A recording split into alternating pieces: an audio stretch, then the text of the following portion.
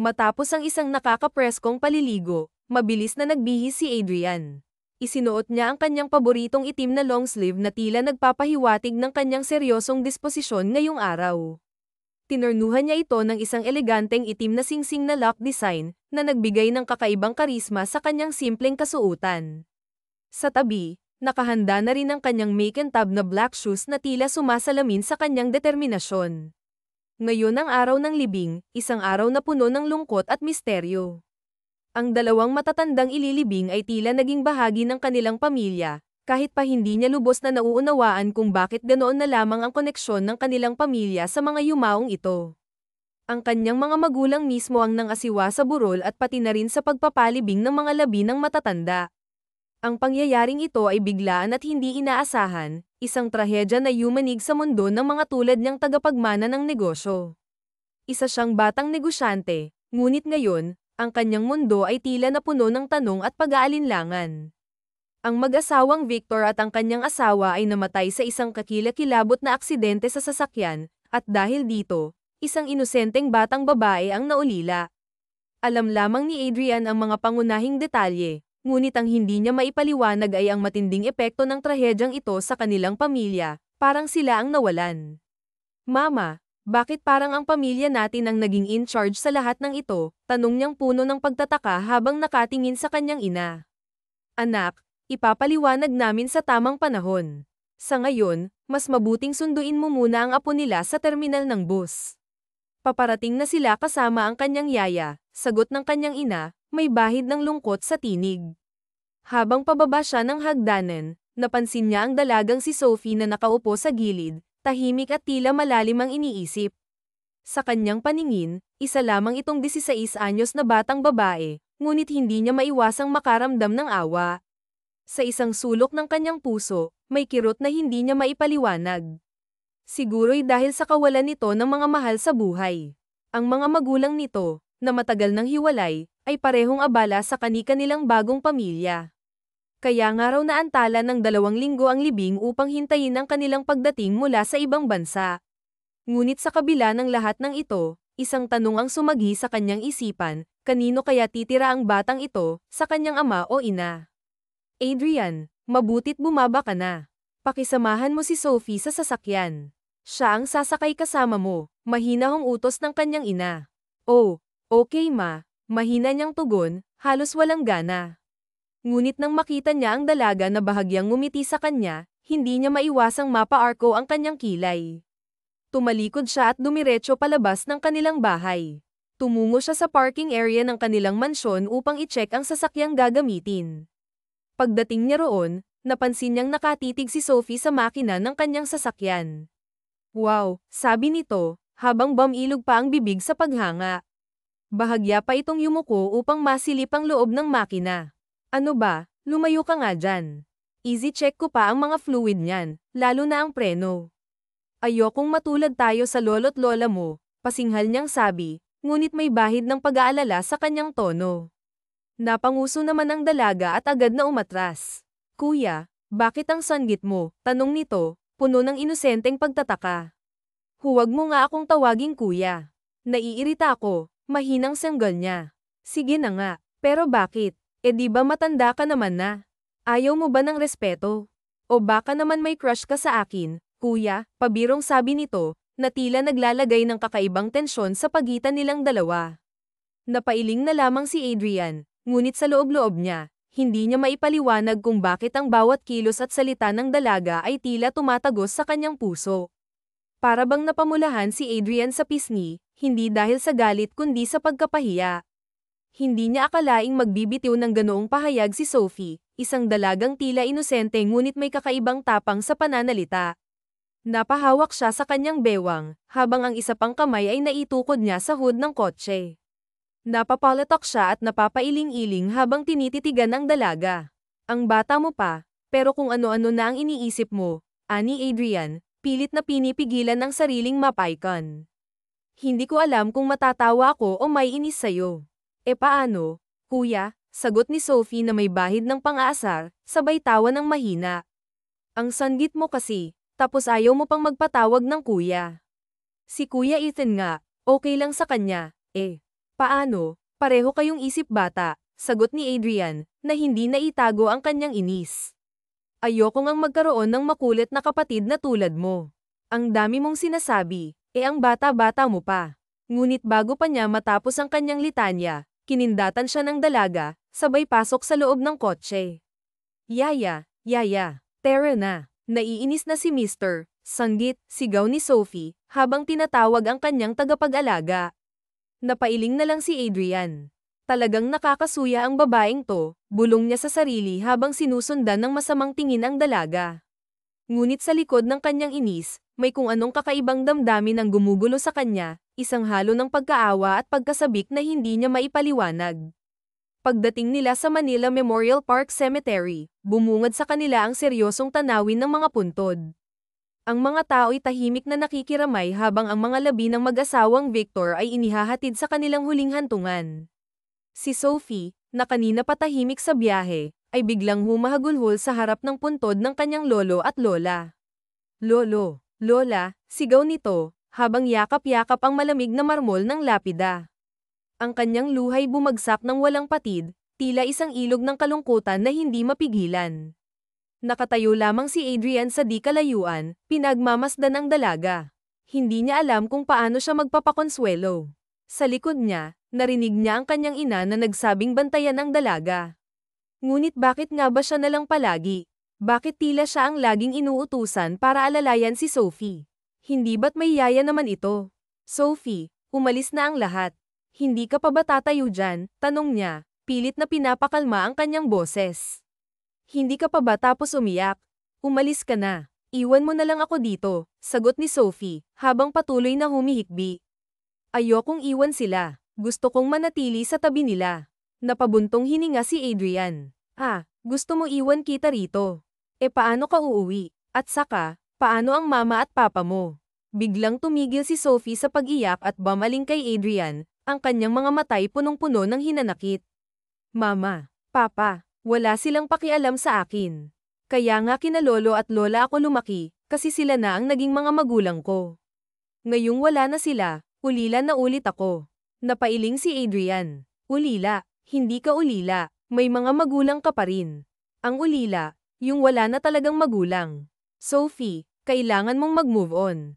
Sumama ka sa kanila, move on. Sasama sa kanila, sagot ni Sophie, ang kanyang boses ay nanginginig sa galit at lungkot. Madali lang sabihin yan kasi buo ang pamilya mo. Pero ako, hiwalay ang mama at papa ko. Pareho nilang ayaw akong isama sa masaya nilang bagong pamilya. Habang patuloy na umiiyak si Sophie, tumunog ang cellphone ni Adrian. Ang mama niya ang nasa linya. Adrian, huwag mong iiwan si Sophie dyan. Isabay mo siya pauwi, narito na rin ang mga magulang niya, at nagmamadali sila, sabi ng kanyang ina. Mama naman, ang tigas ng ulo ng batang to, sagot ni Adrian, ngunit bago pa niya matapos ang reklamo, napansin niyang wala na si Sophie sa harap ng puntod. Sa gitna ng papalapit na dilim, hinanap ni Adrian si Sophie. Nasaan na ba ang babaeng yun? Tanong niya sa sarili, habang sinusuyod ang bawat sulok ng sementeryo. Nang makita niya ang laylayan ng itim na bestida nito, agad siyang lumapit. Sophie, ikaw ba yan? Tanong niya nang may halong kaba. Tumayo si Sophie mula sa kanyang pagkakaluhod, hawak ang isang maliit na kuting. Nakita ko kasi siya. Iiuwi ko na lang, sabi nito, habang isang ngiti ang gumuhit sa kanyang mga labi. Napabuntong hininga si Adrian. Ano naman gagawin mo dyan? Magiging pamilya ko siya, sagot ni Sophie, habang hinahaplos ang ulo ng kuting.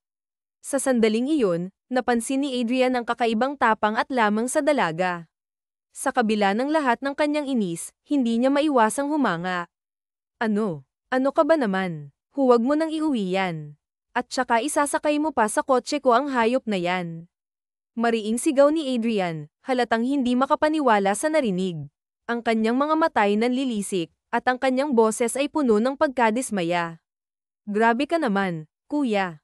Ang sanggit mo na nga, galit ka pa pati sa mga hayop. Nakakaawa siya, kaya kukunin ko siya. Pareho kaming ulila na walang mapupuntahan, sagot ni Jeannie, ang kanyang tinig ay puno ng hinanakit. Ang kanyang mga matay bahagyang namasdan ng kuting na halos walang buhay, habang ang kanyang mukha'y sumilay ng lungkot na tila bumalat sa kanyang kabataan. Napakamot na lamang si Adrian sa kanyang batok, isang kilos na madalas niyang gawin kapag naiinis. Sa kabila ng kanyang pagkainis, wala siyang nagawa kundi payagan ang dalaga. Sige na nga, pero hawakan mo yang mabuti. Ayokong magkakalat yan ng sasakyan ko. Alam mo bang napakaingat ko sa kotse kong to? Kaya please lang, huwag mo akong bibigyan ng sakit ng ulo. Pasinghal niyang sambit, habang ang kanyang kilay ay halos magdikit sa sobrang inis.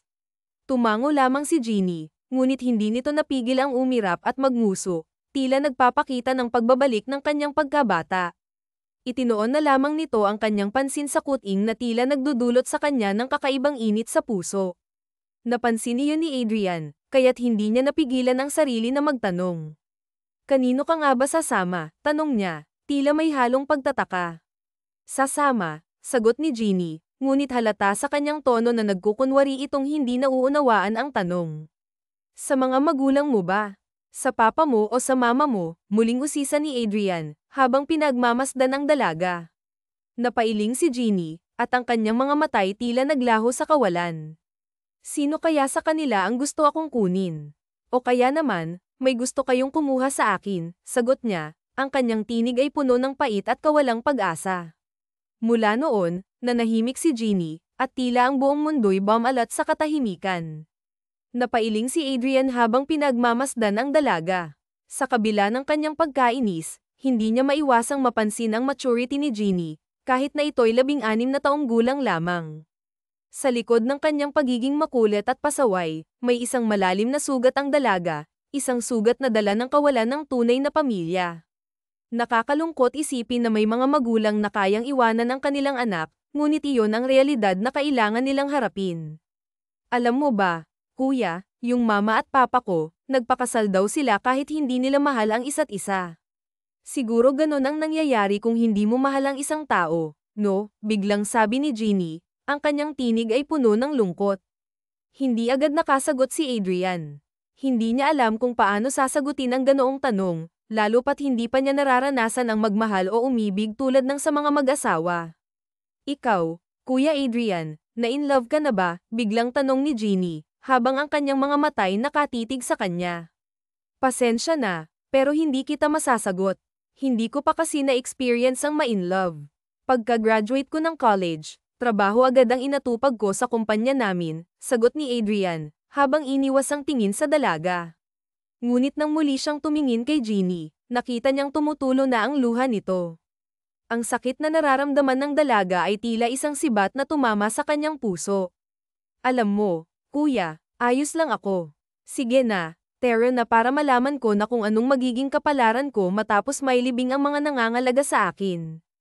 Pero pwede bang, ikaw na lang ang mag-alaga sa akin? Pwede bang ikaw na lang, inosenteng tanong ni Jeannie, habang ang kanyang mga matay puno ng pag-asa. Hindi alam ni Adrian kung nauunawaan ba ni Jeannie ang kanyang sinasabi, ngunit ang mga salitang iyon ay tumama sa kanya ng malalim. Huwag kang magbiro, sagot na lamang ni Adrian, pilit na itinatago ang kanyang nararamdamang pagkalito. Pagdating nila sa kanilang tahanan, agad silang nagtungo sa receiving area. Ang kanilang mga magulang ay naroon na, nakaupo sa magkahiwalay na upuan. Naroon din si Mr. Gabriel, ang abogado ni Chairman Espinoza, na siyang lolo ni Jeannie. Ang tensyon sa silid ay ramdam na ramdam. Oh, anak, mabuti naman at nandito na kayo. Maupo na kayo dahil sasabihin na ni Gabriel ang huling habilin ni Chairman Espinoza, sabi ng ina ni Adrian, habang tinuturo ang bakanteng sofa. Mama, ngayon na din po ba malalaman kung sino sa mga magulang ni Jeannie ang sasamahan niya? Tanong ni Adrian, ang kanyang tinig ay puno ng pagkabahala. Anak, umupo ka muna. Hayaan mo na ang abogado ang maghayag ng lahat ng nasa testamento, sabat ng kanyang ama, na tila pinapakalma ang kanyang anak. Habang nakaupo, hindi maiwasan ni Adrian na sipatin ang itsura ng mga magulang ni Jeannie. Nakita niya ang lungkot at pagkabahala sa kanilang mga mukha, ngunit hindi iyon sapat upang mapawi ang tensyon sa kanyang dibdib. Una sa lahat, wika ni Gabriel, ang lahat ng pera at ari-arian ni Chairman Espinoza na nagkakahalaga ng PHP 500 milyon ay inilagay sa isang time deposit. Maaari lamang itong makuha sa oras na ikinasal na si Jeannie. Tumigil saglit si Gabriel. Tila sinisiguradong naiintindihan ng lahat ang kanyang sinasabi. At ang pamilya Mondragon, na may malaking pagkakautang sa kanila, ang siyang mangangalaga kay Ginny.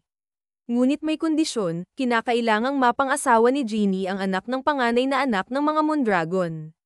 Ano, malakas na reaksyon ni Adrian, sabay tayo mula sa kanyang upuan. Ang kanyang boses ay puno ng galit at pagkabigla. Hindi ito maaari. Lumipas ang ilang linggo mula nang ipahayag ang desisyon patungkol sa iniwang responsibilidad ng mga matatanda.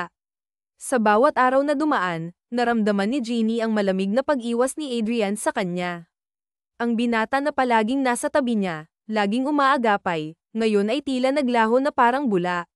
Para kay Ginny, si Adrian ang naging kanlungan niya simula nang lumuwas siya mula sa probinsya, ang taong palagi niyang kinukulit, ang taong nagbibigay ng liwanag sa kanyang araw.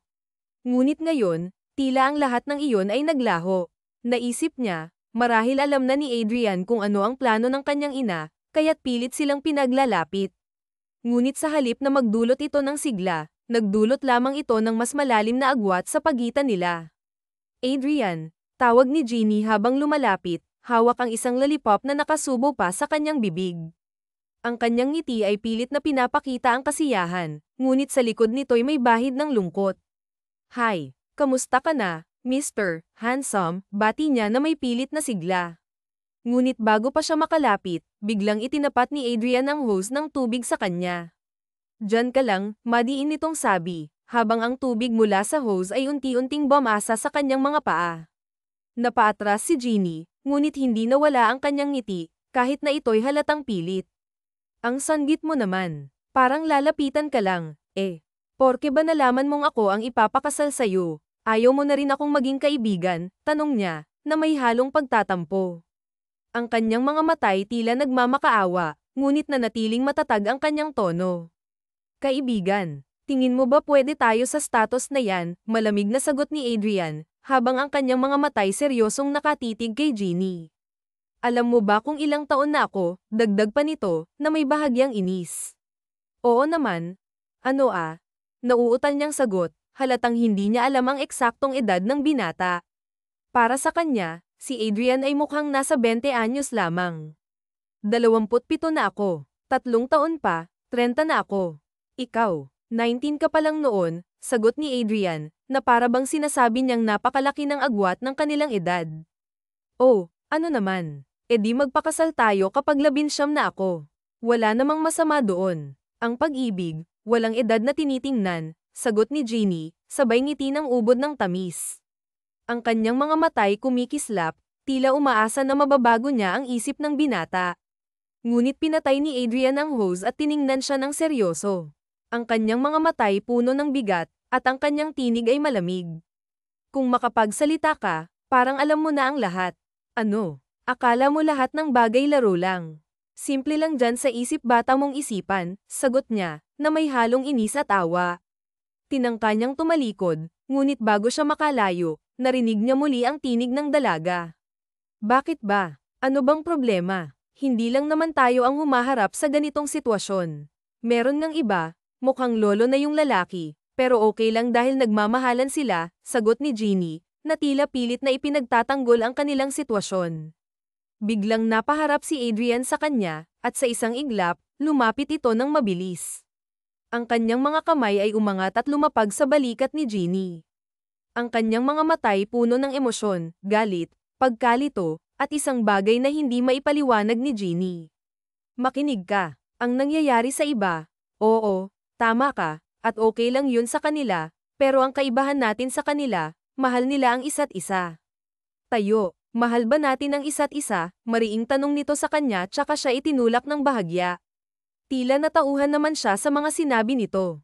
Ngunit bago pa siya makasagot ay tumalikod na ito at mabilis na naglakad palayo sa kanya. Bakit ba kasi puro ka nalang walkout? Ikaw yung king of walkout, sigaw pa ni Ginny. Naiinis siya dahil hindi niya makausap ng maayos ang binata. Oo, mahal kita, nasigaw na lang niya sa kanyang isipan. Nang sumunod na umaga, bumaba siya para sa kanilang almusal. Naroon ang lahat ng miyembro ng pamilya ngunit napansin niyang wala si Adrian. Tita, bakit po wala si Adrian? Tanong niya sa ina ng binata. Nako, iya, maagang umalis. Sa office na lang daw siya kakain. Marami na raw trabahong aasikasuhin, paliwanag ng ginang. Baka umiiwas lang sa'yo si Kuya Adrian, ayaw kanyang makita, sabat naman ni Ethan, ang 18-year-old na kapatid ni Adrian. Anong problema mo? Hindi naman ikaw ang kausap sagot naman niya dito. Anong problema? Nagkakaproblema kasi ako at ang kuya ko dahil sa'yo. Kahit naman akong kalapit lang ng edad mo, hindi rin ako papayag na maging asawa ka ng kuya ko pa kaya na ang laki ng tanda sa'yo, mariin kahit na mahina ang boses nito habang sinasabi ang mga masasakit na salitang iyon sa kanya. Ethan, hindi ko kayo pinalaking bastos ha.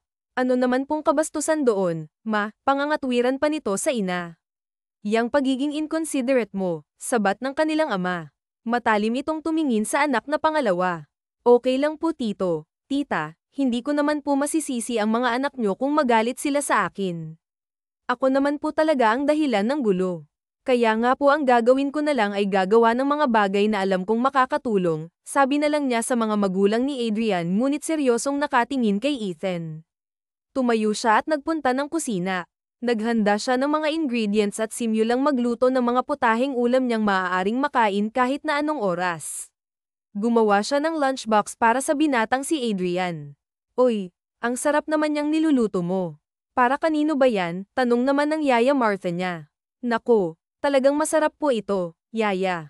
Alam mo, tinandaan ko lahat ng mga tinuturo mo sa akin at pati na rin ni Lola. Okay, mukhang pagdating sa pagluluto ay walang mapipintasan ang iba, nakangiting sabi ni Teresa. Mabuti naman iya at hindi ka galit sa mga nasabi ng anak ko, biglang salita ni Ginang Narda na naroon na pala sa likuran nila. Tita, kayo po pala. Nako, wala po yun sa akin. Normal lang naman po yun kasi hindi po normal ang sitwasyon namin. Akalain ba ni Kuya Ethan na ako ang magiging sister-in-law niya? Napapangiti niyang sabi. Wow, kung ako pa yun, matutuwa talaga ako. Ngayon pa nga lang ay tuwang-tuwa na ako na magkaroon ng daughter-in-law. Pagpasok niya pa lamang sa loob ng building ay hinarang na siya ng mga guard.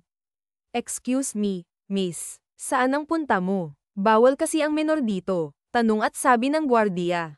Nako, may hinahanap po ako, si Mr. Adrian Mondragon. Saan ho ba ang opisina niya? Nako, may appointment po ba kayo? Tanong naman ito sa kanya. Napansin naman niya ang kakaibang tingin ng isang gwardiya sa kanya. Wala po, nauutal niyang sagot. Ang mabuti pa, sasamahan na kita. Out ko naman at saka wala rin yung hinahanap mo, baka umuwi na. Gwardiya rin ba siya rito? Sabat na tanong ng isang gwardiya na napansin niyang palabas na ng building. Nako, itong si Alex, umaariba ka na naman, sabi pa ng isa. Mabuti na lang at nakita niya si Adrian na pababa ng hagdan para magpunta ng kantina. Adrian, sigaw niya sa binata at sinabayan ng pagtaas ng isang kamay, bahagya pa niya yung ikinaway. Napatingin naman ito sa kanya at tiningnan lang siya. Tapos ay tumalikod na uli at nagpatuloy sa paglalakad. Tumakbo naman siya para habulin ang binata, ngunit bago niya ito maabyutan ay nabangga naman siya sa katawan ng isang babae. Ano ba? Bakit ba pakalat-kalat ang isang batang tulad mo rito? Masungit na tanong ng babae sa kanya. Nako, pasensya na po kayo, hindi ko po sinasadya. Sino ba kasing nagpapasok sa'yo rito? Alam mo kasi miss, bawal dito ang mga batang tulad mo. Sa itsura mo pa lang, mukha kang high school student nakataas pa ang isang kilay nito at saka siya dinuro. Sorry po ma'am, pasensya na po kayo. May pinuntahan lang po ako sa lugar na to, sabi pa niya. Ano? Hindi ka pwede rito. Ang mabuti pa lumabas ka na dito o ipapakalat kita, sambit nito sa kanya at sinisigawan siya. Ma'am, huwag niyo naman po akong iskandalahin. May sinadya lang po ako rito, natitigilan niyang salita. Bakit? Sino bang sadya mo rito? Hindi ako naniniwala sa'yo. Tatawag ako ng guard. Ma'am, ako na pong bahala sa babaeng ta. Ilalabas ko na siya ngayon dito sa building, sabat ng lalaki kanina. Hinawakan siya nito at tinangkang hilahin, ngunit nagulat ang lahat ng may humawak sa kamay ng lalaking guard na pauwi na sana. Nanlaki naman ang mga mata ng lalaking guard at pagulat na napabitiw sa kamay. Sir, may karapatan ka bang mangharang ng kahit na sinong pumupunta rito sa building? Galit na tanong ni Adrian sa lalaki. Nagulat naman ang babaeng kanina pa nang aaway sa kanya. Adrian, is that true? Ikaw ang sinadya ng babaeng yan dito, tanong naman ni Trixie. ang isa sa mga babaeng lihim na may pagtingin sa binata. Oo, bakit? Bawal bang may bumisita sa akin? Seryosong sagot nito sa ka-office mate. Hindi naman. Hindi ko lang akalaing may kaibigan kang mas bata pa sayo. Sambit pa nitong may pagtataka sa mga mata. Halika na nga, pasinghal namang belang ni Adrian sa kanya na unang lumakad. Sa halip na sa kantin sila magtuloy, ay nagtungo sila sa opisina nito. Wow, ang laki pala ng opisina mo. Ikaw ba ang CEO ng kumpanyang to? Namamanghang tanong niya sa binata habang palakad-lakad at isa-isang tinitingnan ang mga display sa loob ng opisina. Ano ba? Nagpunta ka ba para maglikot dyan sa mga yan? Masungit namang tanong ng binata. Hindi naman, ang sanggit mo naman, nakangiting sabi na lang niya sa binata upang matakpan ang kaba at pagkapahiya.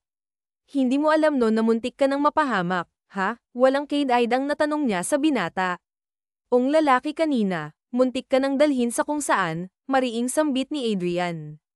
Tapos ay nakita niyang iniangat nito ang telepono na nakapatong sa table nito. Hello, tanggalin niyo na ong lalaking guard kanina, yung pa-out na, maliwanag sambit pa ni Adrian na ikinagulat niya. Ha, bakit mo naman pinapatanggal sa trabaho yung tao? Bakit? Kasi ayokong may aali-aligid na masamang tao dito sa kumpanya namin.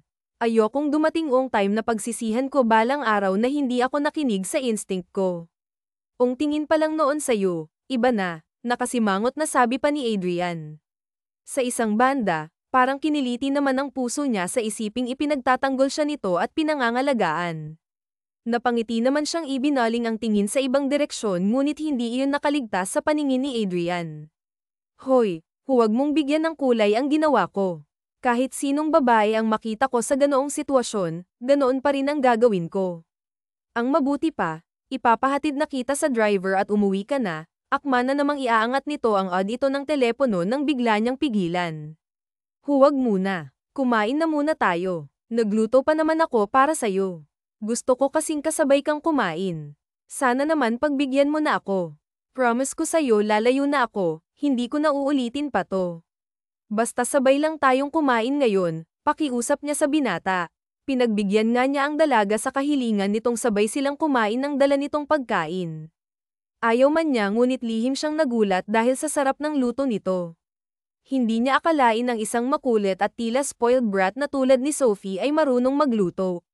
Naisip niyang baka nagyayabang lang ito at ang Yaya Martha naman talaga nito ang nagluto ng lahat ng yun. Ikaw ba ang nagluto nitong lahat? Naiiling na tanong niya. Oo naman. Anong palagay mo sa akin? Hindi marunong magluto. Alam mo kahit na sa mga lolo at lola ako lumaki at may kakayahan naman silang palakihin ako sa layaw, hindi nila yun ginawa. Alam kasi nila na darating ang panahong iiwan nila ako at ayaw nilang maging pabigat ako sa mga taong pag-iiwan nila sa akin, paliwanag ni Sophie. Ikaw kasi, nahuli kang ipinanganak sa akin, makahulugan niyang nasabi sa dalaga. May sinasabi ka ba? Natanong nito.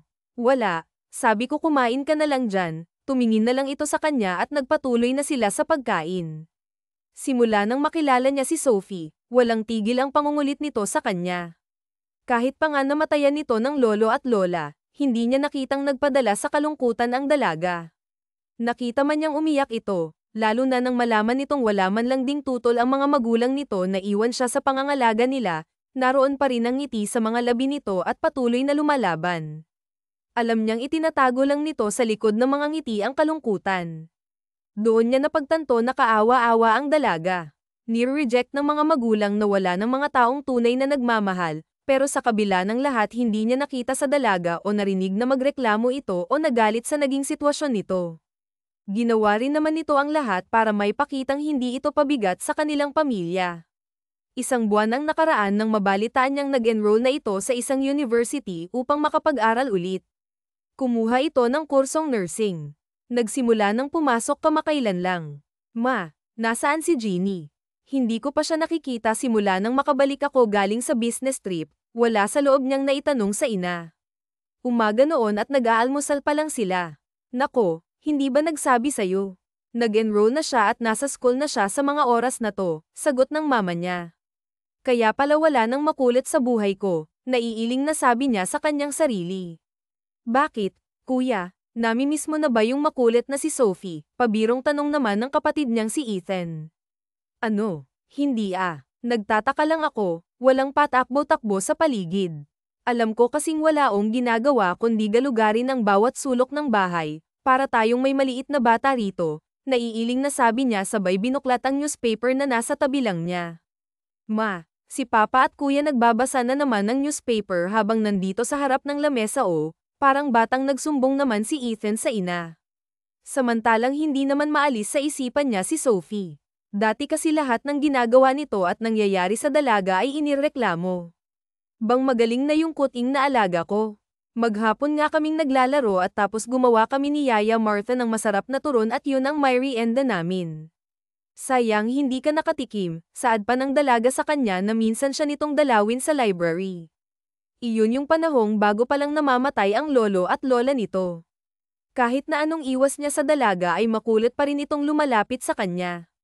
Ngunit habang tumatagal na nilalayuan siya nito, unti-unti naman niyang namamalayang namimiss niya ito. Ano bang nangyayari sa'yo, Adrian? Malakas niyang nahampa ang manibela. Parati kasi niyang naaalala si Sophie. Masakit na ang ulo niya sa kakaisip kung okay lang ba ang dalaga. Nabalitaan kasi niyang nag-nursing ito at nadadalas na rin ang pag-alis sa bahay nila. Wala naman siyang lakas ng loob na lapitan o puntahan ang dalaga sa gabi lalo na kung alam niyang nakauwi na ito. Nagkakasya na lang siya sa palihim na pagmamatsyag at pakikinig kung dumating na ito. May mga pagkakataon pang ang inaabangan niya ito ng palihim at hindi naman nahalata ng dalaga ang ginagawa niyang iyon. Habang nagmamaneho siya pauwi, nakita niya ang dalaga sa gilid ng daan na naglalakad sa loob ng subdivision nila. Nakita niyang bigla na lang itong lumuhad at may pilit na kinukuha sa ilalim ng kanal. Nakapasok ang isang kamay nito sa isa sa mga butas ng bakal na nakatakip sa isang drainage canal. Napahinto siya ng sasakyang minamaneho at marahang bumaba upang sipatin kung ano bang ginagawa ni Sophie doon. Puting-puti pa naman ang suot nitong uniform maging ang sapatos nito. Malapit na kitang makuha, mariing sambit ng dalaga habang may pilit na inaabot doon sa kanal. Napapakamot naman siya sa batok niya lalo na nang marinig niya ang huni ng isang kuting. Ano na naman ang ginagawa niya? Naiiling niyang bulong. Ayan, nakuha na kita. Nako naman, Mooning, ano bang ginagawa mo doon? Ang dumi-dumi mo na tuloy. Wala ka na bang magulang? Ulila ka na rin bang tulad ko? Kawawa ka naman, sabay himas nito sa ulo ng kuting. Siya naman ay hindi niya malaman ang magiging reaksyon niya sa dalaga. Hindi niya akalaing okay lang dito ang madumihan at mang-amoy kanal mailigtas lang ang isang kuting. Napapailing na lang siyang lumakad ng marahan papalapit sa dalaga. Ang dami mong tanong sa kuting. Hindi naman yan nagsasalita, sambit niya. Ay, kuting kagulat namang nabulalas ni Sophie. Nakakagulat ka naman. Ikaw pa talaga ang nagulat no. Ako nga dapat ang magulat. Akalain ko bang ikaw ang babaeng nakatuwa dyan? Akala ko kung sino na, napapasok ang mga kamay niya sa kanyang dalawang bulsa. Alam mo, sumasagot naman yung pusa. Hindi nga lang natin nauunawaan, pero tayo nauunawaan nila tayo. Kawawa naman kasi kung iiwan ko lang siya dyan, sabi sa balita ng Pag-asa. Uulan daw ng malakas, paliwanag pa nito sa kanya. Napansin nga niyang dumidilim na ang langit, mukhang totoo nga ang balita kaya naman umuna na siya sa kanyang sasakyan. Nang makasakay na siya, hindi niya inakalang lalampasan ito ang kotse niya. Hoy, saan ka pupunta? Tanong niyang pasiga sa dalaga. Uuwi na kami. Hayaan mo na ako, marumi kami ng pusa. Hindi ba ayaw mong narurumihan ang kotse mo? Okay lang naman ako, Kuya Adrian, sabi pa nitong nagpapatuloy na sa paglalakad. Nagtaka naman siya dahil tinawag na naman siya nitong kuya. Naiiling siyang bumusina ng malakas. Natulala naman si Sophie at napatingin sa kanya. Sumakay ka na, babagsak na ang ulan, inis niyang uto sa dalaga. Wala naman itong nagawa kundi ang pumasok sa likurang bahagi ng kotse. Hinayaan na lang niya ito roon, ang mahalaga naman ay nakasakay na ito. Kinaumagahan nang bumaba siya sa kanilang dining area para sumabay sa almusal, may hinahanap ang mga mata niya ngunit wala roon halos magkandahaba naman ang leeg niya sa kakalingon. Pupunta sana siya sa loob ng kusina ngunit nakasalubong naman niya ang kanyang mama. Oh, anak, mabutit nakasabay kang mag-almusal sa amin. Malaking ngiti ang sumilay sa mga labi ng kanyang ina. Di ba weekend naman bukas kaya hindi ko na inagan ngayong pumasok, napapahawak sa batok niyang sagot sa ina. O sige, Umupo ka na, kumain na tayo, sambit pa nito muli sa kanya. Habang inaayos ang mga pagkain sa lamesa, napansin naman itong malikot ang mga mata niya at palinggalinggi siya kaya naman napapangiti ito. May hinahanap ka ba anak?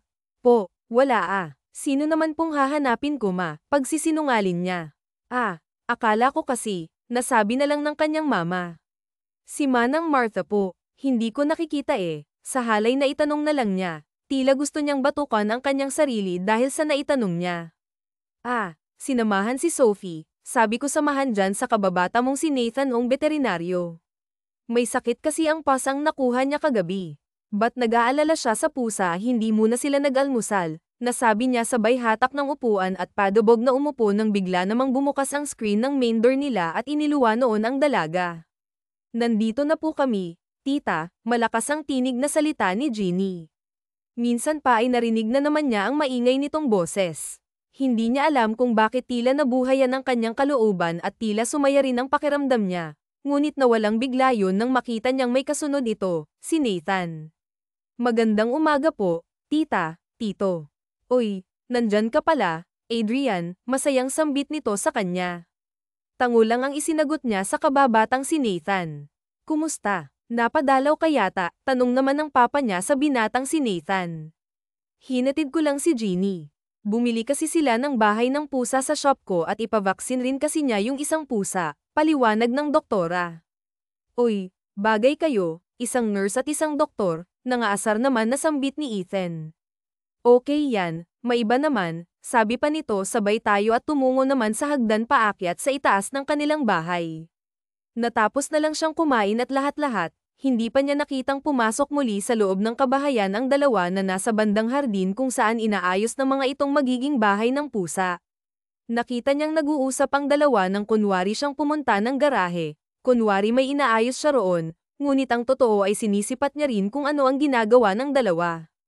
Hindi niya maunawaan ang sarili niya kung bakit parang isang iglap lang ay tila naging overprotective naman yata siya sa dalaga. Hindi niya maamin sa kanyang sarili na hinahanap na niya ang kakulaitan nito.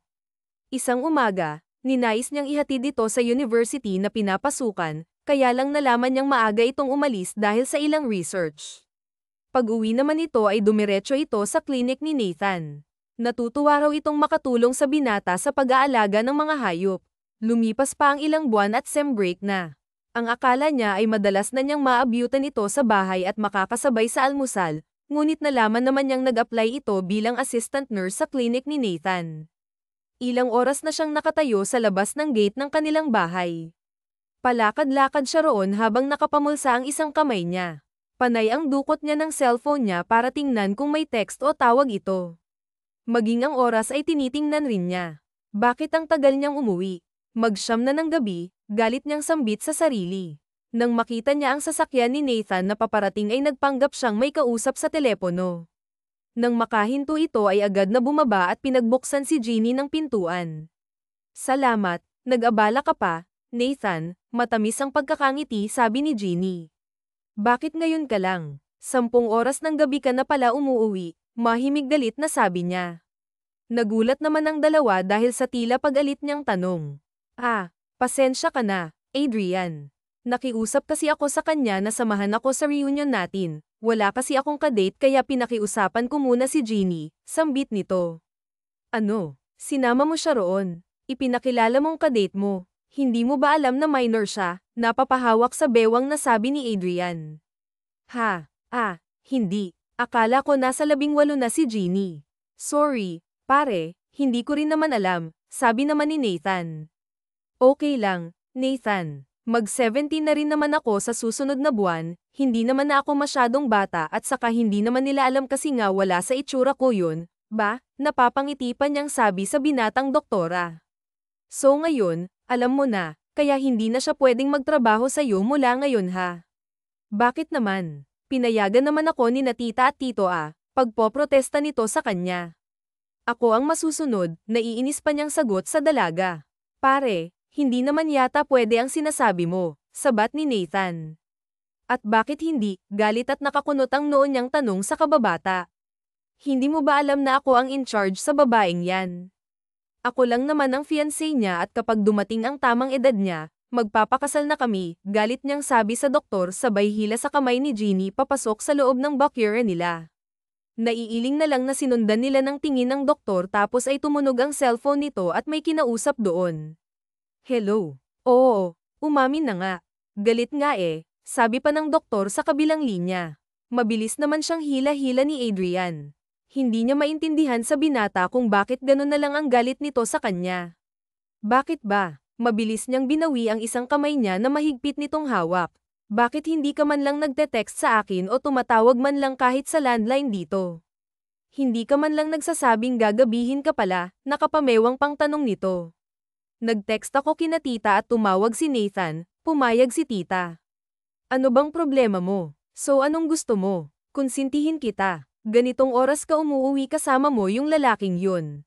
Kaedad ko yung lalaking yun at mas maraming karanasan sa babae yun, galit pa nitong sabi sa kanya. Ano naman? Hindi pa naman kami magpapakasal. Nanliligaw pa lang naman si Dr. Nathan, pasinghal niyang sabi sa binata. Napabuka naman ito ng bibig at napapahawak muli sa bewang. Ano? Nanliligaw siya sa'yo. Bakit niya gagawin yun? Ang laki ng agwat niya sa'yo. Oh, ano naman? Ikaw nga sinabi mong fans mo ako kahit hindi naman ba? Wala namang tayo at kahit na mag-birthday ako next month na pang 17th birthday ko hindi pa rin pwede kasi malaki pa rin ang agwat natin kasi nga hindi mo naman ako gusto. Tapos noon ay naiinis na iniwan niya si Adrian. Walang nagawa si Adrian kundi ang sundan na lang ng tingin ang dalaga. Tama naman ito sa mga sinabi nito kanina. Walang magbabago, mas malaki pa rin ang agwat ng mga edad nila at yun ang malaking hadlang para pakawalan niya ang anumang damdamin para sa dalaga. Hindi niya magawa, nahihiya siya sa sarili niya. Hindi niya alam kung bakit. Pero alam naman niya sa sarili niya na hindi kapatid o kaibigan ang tingin niya kay Jeannie. Naiinis siyang sinisisi ang panahon. Bakit kasi siya na unang ipinanganak ng ilang taon sa dalaga? Bakit hindi na lang sila pinagsabay ng tadhana? Iyon ang mga tanong na alam niyang walang sagot. Lumipas pa ang araw at buwan, dumating ang kaarawan ni Jeannie at nagkaroon ng kaunting party sa bahay nila. Ilang kaibigan nila ang inimbita ng mga magulang niya sa party na yun. Oh, ang ganda mo talaga, Jeannie. Sayang nga lang at 17 ka pa lang. Sayang talaga, pero kung 18 ka na, liligawan na talaga kita, nanghihinayang na sabi ni Bert, isa sa mga kababata niya. Naiinis naman siya sa mga narinig niyang pagpapahayag nito ng pagkainteres sa dalaga. Kahit na malaki ang agwat ng mga ito kay Jeannie. Mama, bakit ba itong mga ito inimbita niyo? Dapat yung mga kaklase niyang kaedad niya ang inanyayahan niyo sa party na hindi sila. Ang tatanda na nila, naiinis na sabi ni Adrian sabay alis. Kara-rating lang niya mula sa trabaho. Ikaw naman, anak, okay lang yan. Tutal narito rin si Nathan na kaibigan na rin niya, sabi ng mama niya. Kahit na ang hilig niyong ay lapit sa matatanda si Jeannie. Ano ba talagang gusto niyong palabasin? Nang iinis ba talaga kayo, nasabi niyang mahimig na inis para sa mga nagawa ng mama niya. Hayaan mo Kuya Adrian, next time hindi na ako papayag na magpa-party pa ulit si tita.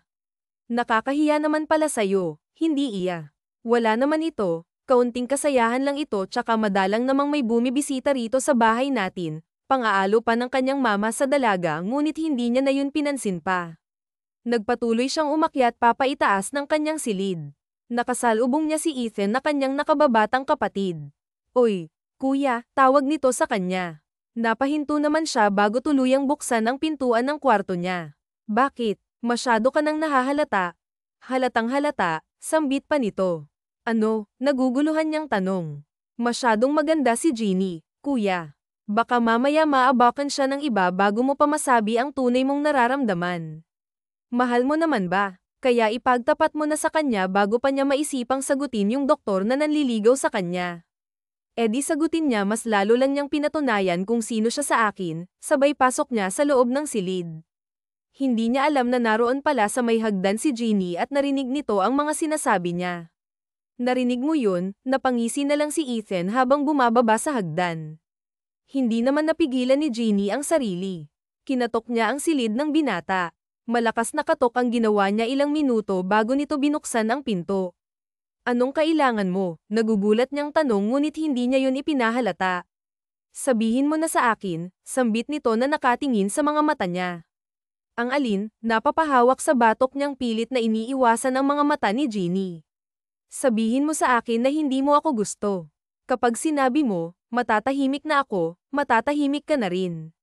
Anong pinagsasasabi mo? Umalis ka na nga, sambit pa niya. Sabihin mo na kasi para tapos na. Sabihin mo sa akin ng harapan na hindi mo ako fiancé at hindi tayo magkakatuluyan kahit kailan. Bigyan mo ako ng closure. Bakit ba may balak ka bang mag-asawa ng maaga? Napalaki ang mga mata niyang tanong sa dalaga. Nais niya itong sindakan para lang maitago niya ang sarili niyang damdamin. Para sabihin ko sa'yo, aalis na ako sa susunod na buwan, pinapapunta na ako ng mama ko sa Canada. May scholarship na naghihintay para sa akin, mag-aaral ako para maging veterinaryo. Alam mo naman na gusto ko ang hayop ba? Kaya aalis ako, iiwasan na lang kita kaya sabihin mo na para kung sakaling may manligaw sa akin doon, hindi kita maiisip, hindi ko iisiping pinagtataksilan kita, sambit ni Jeannie. Umiiyak na ito sa harapan niya at siya naman gusto niya itong yakapin para aluin, kaya lang hindi niya magawa. Pakiramdam niya, wala siyang lakas ng loob na hawakan si Jeannie hanggang wala ito sa tamang edad. Tumalikod siya. Anak, narinig niyang sigaw ng kanyang mama. Napatigil siya. Naramdaman niya ang paglapit nito kay Jeannie. Anak, ang gusto lang naman ni Jeannie, aalis siyang malinaw ang lahat sa inyo. Mahirap bang unawain yun, nang lingunin niya ang mga ito, nakita niyang yakap-yakap ng mama niya si Jeannie. Lihim siyang nagpasalamat sa pagdating ng kanyang mama. Umalis ka, hindi kita pipigilan at kung may lalaki kang matagpuan na magmamahal sa'yo sa takdang panahon, gawin mo kung mahal mo naman. Bahala ka, ayokong hawakan ang buhay mo. Hindi na mahalagang damdamin ko basta alamin mo kung anong gusto mo, sabi ni Adrian at tuluyan na niyang isinara ang pintuan ang kanyang silid. Lingid sa kanilang kaalaman ang pagpatak ng kanyang luha. Alam niya sa kanyang sarili na mahal na niya si Jeannie kaya lang hindi niya magawang hawakan ang buhay nito. Kung aaminin niya ang damdamin niya sa dalaga, nag-aalala siyang umiwas ito sa mga lalaking kaedad nito na maaaring magpadama ng pagmamahal dito. Lumipas nga ang isang buwan at yun na ang oras ng pag-alis ni Jeannie hanggang Canada. Alam niyang matutupad nito ang pangarap na maging veterinaryo at mapangalagaan pa ang mga hayop. Hinatid ng buong pamilya niya si Jeannie sa airport. Naroon siya pero hindi na siya nagpakita sa dalaga. Tita, salamat po sa lahat. Sana po maging malusog po kayong lahat. Ingatan niyo po ang sarili niyo. Pakisabi na lang po kay Adrian, mag-iingat po siya. Naiiyak na nayakap ni Jeannie ang mama ni Adrian. Iyakin. Ingat ka na lang doon, sabi naman ni Ethan sa kanya. Mag-iingat ka doon, iya, sabi pa ng papa ni Adrian. Ilang sandali pa ay natanong na nga niya buhat sa malayo ang pag-alis ni Jeannie. Kasama ang kanyang yaya na si Teresa. Isang linggo pa lang ang lumilipas, nagulat siya nang buksan niya ang kanyang email address. Gulat na gulat siya nang makita niyang tambak na mensahe ni Sophie sa kanyang mailbox. Ano to? Natatawa niyang tanong sa kanyang sarili. Hoy, Mr. Dayong Dragon. Ito lang ang masasabi ko sa'yo, wala kang karapatan dyan na maghanap ng ibang babae. Alalahanin mo ang malaki ang utang mo sa lolo at lola ko, hindi pa kayo bayad.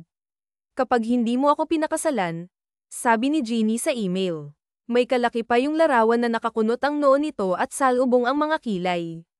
Natawa siya ng malakas habang pinagmamasdan ang mukha ng dalaga na tila ba galit na nakatingin sa kanya. Ang sumunod na email naman nito sa kanya ay isang sulat muli ng pagbabanta. Iyong mga sumunod na sulat naman ay panay paalala sa utang nito at utang nila na hindi nila miss-save. Araw-araw ay yun ang natatanggap niyang sulat mula sa dalaga. Kalaunan naman ay mga video na umiiyak. Miss na kita, Adrian. Nami-miss ko yung pagsusungit mo sa akin, yung pang-aaway mo sa akin. Hindi ko na yata kaya, sabi pa nito sa huling video na ipinadala sa kanya. Sa tuwing nakikita niya ang mga larawan at nababasa niya ang mga sulat nito sa kanya, tila lalo pang malala ang pag-ibig na nararamdaman niya para sa dalaga. Kuya, ano ba naman si Sophie? Panay ang email niya sa akin at pinagbabantaan niya pa ako. Kapag hindi ko raw sinabi sa'yo na mag-reply ka sa mga email niya, sisingilin niya raw tayo sa utang natin sa kanya, napapakamot sa ulo na sabi ni Ethan sa kanyang kuya habang nasa harap sila ng hapagkainan. Talaga, sinabi ni Jeannie yan sa'yo, ang tanong naman ni Ginang. Opo, ikaw pa. Nag-email po ba siya sa'yo? Umiling naman si Ginoong Leo at simpleng napangiti. Sa tingin ko, Hindi niya yun gagawin sa amin ng mama niyo, sa inyo niya lang yan ginagawa, natatawa pang sabi ng kanilang papa. Sa'yo kuya, sa akin 5 times a day siya kung mag-email, hindi lang yun, araw-araw may pagbabanta at kung ano-anong pananakot. Panay rin ang send niya ng umaatungal niyang video, ang kulit talaga, kwento pa niya sa mga ito. Hindi niya namamalayang kitang-kita na pala ng mga ito ang kaligayahan sa kanyang mga mata habang ikinukwento niya ang kakulaitan pinaggagawa ng makulit niyang fiancé. Alam ng buong pamilya niya na miss na rin niya ang dalaga, ang lahat ng kakulaitan nito at pagiging masayahin, pero tila ba napupunan ni Sophie ang lahat ng pangungulila niya dahil sa araw-araw nitong pangungulit sa kanya. Tumagal pa ng 5 buwan na ganoon ang ginagawa ni Jeannie sa kanya. Minsan ay nire-replyan niya ito at pinapagalitan sa mga email niya. Minsan na rin siyang nagpadala ng video na nagagalit at nanenermon siya kunwari sa mga ginagawa nito. Alam niyang sapat na yun para maibsan rin ang pangungulila ng dalaga. Ang hindi niya lang alam ay kung tatagal ba sila ng 8 taon na ganoon ang kanilang sitwasyon. Pakiramdam niya ay long-distance relationship ang tawag doon, pero naisip niyang tama na yun, sa ganoong paraan nagagawa niyang mahalin ang dalaga ng walang pangamba. Adrian, I miss you and I love you. Sana sa pagbabalik ko dyan, mahalikan na kita at may akap, iyon ang huling email na tanggap niya galing kay Jeannie. Lumipas pa ang mga taon at naging madalang at hindi na talaga sila nakapagpalitan ng email. Madalas niyang padalhan ito ng mga videos at mga email, pero hindi na siya sinasagot ng dalaga. Alam niyang naging abala na ito sa pag-aaral. Year 2022, 8 taon na rin ang lumipas nang umalis siya sa Pilipinas. Ang akala niya ay hindi niya matatapos ang pag-aaral niya. Akala niya hindi siya magiging veterinaryo, pero nagpapasalamat na rin siya at natapos niya ang kanyang pag-aaral sa loob ng 8 taong lumipas. Heto na siya at nakabalik na sa bansang kinapapalooban, ngunit pinona na niya ang yaya Martha niya para may hanap na kaagad siya ng apartment na matutuluyan. Nakakuha naman ng yaya Martha niya sa bandang Makati ng isang apartment na sakto lang sa kanila, kaya lang nagpaalam naman ng yaya niyang may bibisitahin muna sa probinsya. Hindi pa niya nagagawang mag-chat o mag-email sa mama ni Adrian, hindi pa niya kasi alam kung papaano niya ipapaalam sa mga ito na nakabalik na siya, pero sinigurado naman niya na may komunikasyon pa rin ang yaya Martha niya at ina ng lalaking minamahal niya. Kahit na hindi nagbigay ng mga salita si Adrian, alam niyang sa pamamagitan din ng hindi nito pagsagot ang pagsasabi ng tunay nitong nararamdaman. Pinaniwalaan na lang niyang mahal din siya nito kaya naman tinanggap na lang niya ang alok ng kanyang mama na sa Canada mag-aral upang maiwasan din ang mga bagay na hindi nila dapat gawin. Alam niyang mahihirapan lang din ang binata kung patuloy siyang makikita nito at masasaktan lang nila ang isa't isa. Sa ganoong paraan natutunan nilang mahalin ang isa't isa ng malaya. Isang umaga habang nag-aalmusal siya, nakita niyo sa dyaryo ang isang anunsyo. Nabasa niya ang apelyidong Mondragon. Nadagdagan pa yun nang tumawag ang yaya niya sa kanya. Hello, Yaya Martha, sagot niya sa kanyang cellphone matapos niya itong pindutin. Iye Sophie, nakita mo ba sa dyaryo?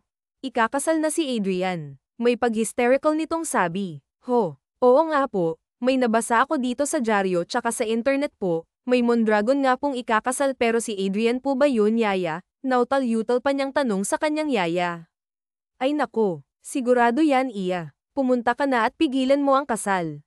Pero yaya, pwede ko bang gawin yun? Oo naman. May kasunduan kayo at may mga dokumento, hindi siya pwedeng magpakasal sa ibang babae.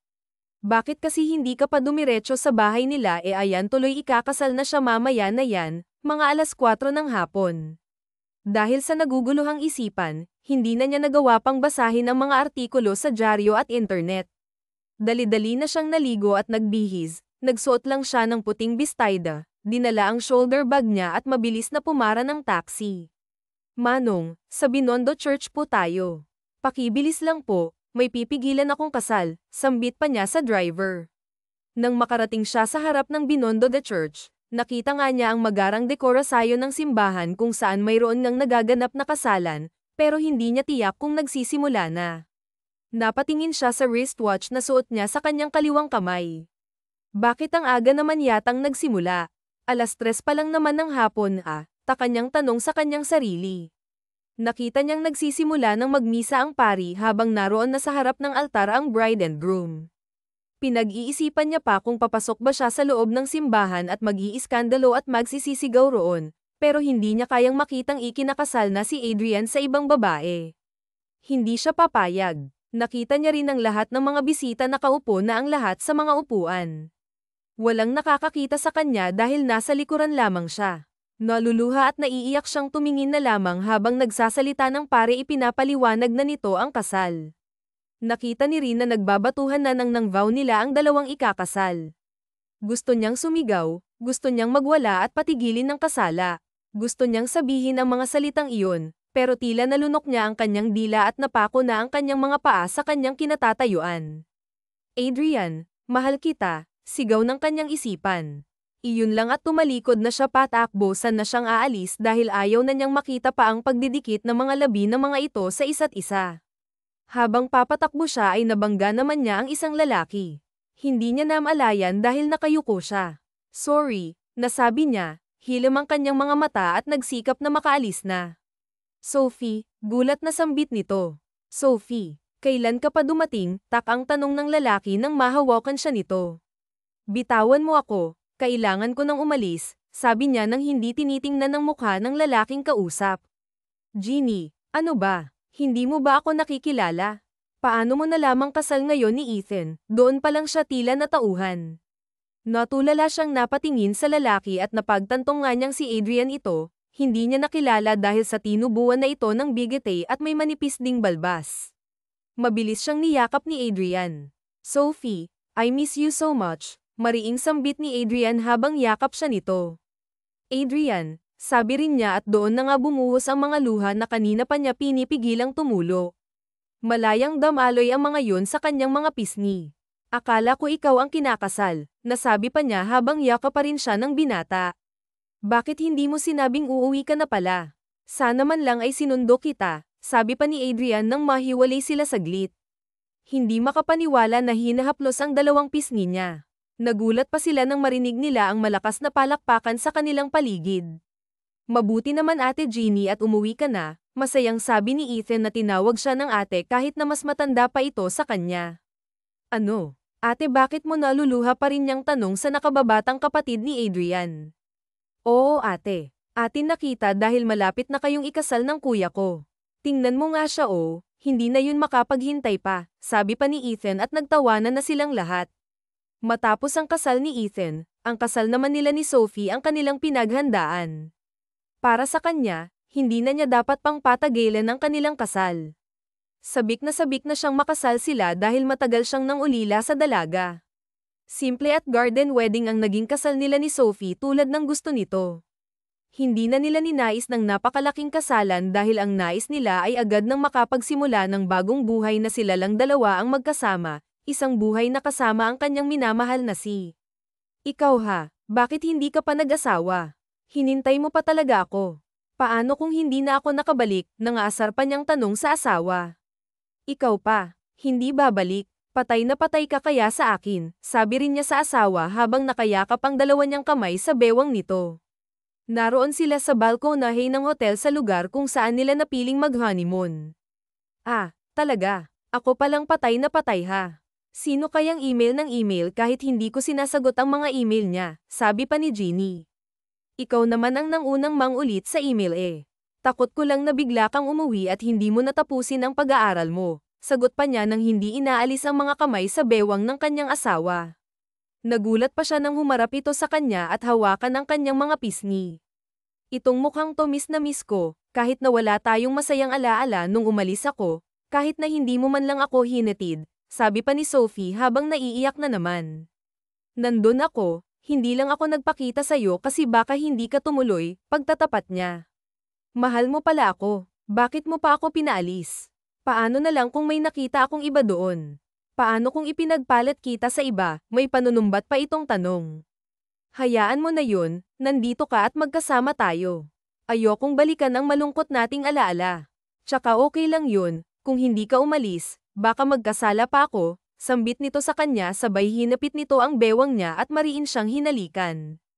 Alam ni Adrian na tama ang ginawa niya, alam niyang tama na hinintay niya ang tamang pagkakataon para sa kanilang dalawa ni Sophie dahil naniniwala siya ng tunay na pag-ibig ay kayang maghintay, kayang magtiyaga at kayang magpigil kung kinakailangan. Alam din niyang hindi hadlang ang layo o distansya, ang oras at mga araw at taong lilipas. Naniniwala siyang kung mahal nila ang isa't isa ay makakaya nilang maghintay hanggang sa dumating na ang pagkakataong iyon na yakap na nila ang isa't isa nang walang pag-aalinlangan. Lumipas pa nga ang 1 taon, nagbuntis si Sophie at nagkaanak sila ng lalaki. Pagkatapos noon ay tinupad niya ang pangarap na makapagpatayo ng malaking klinik at ang itaas naman ay free shelter para sa mga hayop na walang mapuntahan. Madalas rin siyang sumama sa mga lugar at nagbibigay ng free check-up sa mga taong may alagang hayop na hindi magawang ipagamot ang mga alaga nila. Ipinagpatuloy nila ang kanilang buhay ng may pagmamahal, respeto at kaligayahan sa piling ng kanilang pamilya. Minsan sa pag-ibig, makakatagpo tayo ng mga taong mamahalin natin ng sobra ngunit sa maling oras at panahon, kaya't maswerte ang mga taong kayang maghintay at magtiis na malayo sa kanilang mga minamahal. Gaano nga ba katapang ang pusong kayang magintayin walang kasadan? Napatunayan na yan sa atin ni Adrian at Sophie na hindi hadlang ang distansya upang maiparamdam na tunay ang pagmamahal sa isa't isa. Maraming salamat po sa inyong pakikinig at sana'y nagbigay sa inyo ng inspirasyon ang kwentong pag-ibig na ito. Ito po si Inday Series hanggang sa ating muling kwento, wakas.